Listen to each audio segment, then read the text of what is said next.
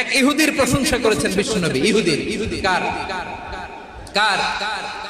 আমি তো আমার ভাইয়ের প্রশংসা করি না, আমি তো এক আলেম আরেক আলেমরে স্পেস দেই না,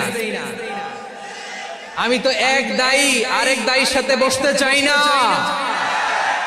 আমার নবী ইহুদির প্রশংসা করে। কার প্রশংসা?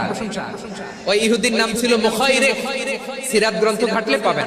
তিনি বলেছেন মুখাইরিক খায়রু ইয়াহুদ, Mukhayriq is the best of the Jews. জুইসদের মধ্যে সে সবচেয়ে ভালো। কেন প্রশংসা করলেন তার? এর কারণ মদিনা চার্টারে কথা ছিল সব ধর্মের মুসলিম, মুশরিক, ইহুদিরা মিলে মদিনাকে রক্ষা করবে। কিন্তু তৃতীয় হিজরিতে যখন উহুদের যুদ্ধ শুরু হলো, সবার কথা ছিল যেই আক্রমণ করে আমরা মদিনাকে বাঁচাবো। কোন শহরকে বাঁচাবো?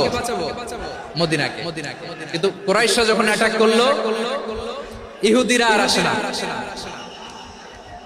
ইহুদিরা আর বেরোয় না। বিষ্ণু বললেন, ওহে ইহুদিরা, তোমরা না চুক্তি করলে আমার সাথে যে মদিনা বাঁচাতে সবাই ঝাঁপিয়ে পড়বো, আসো। একটা ইহুদিও বেরোয় না, কেউ আসে না সেদিন, একজন ছাড়া। তার নাম মুখাইরিক। তার নাম কি?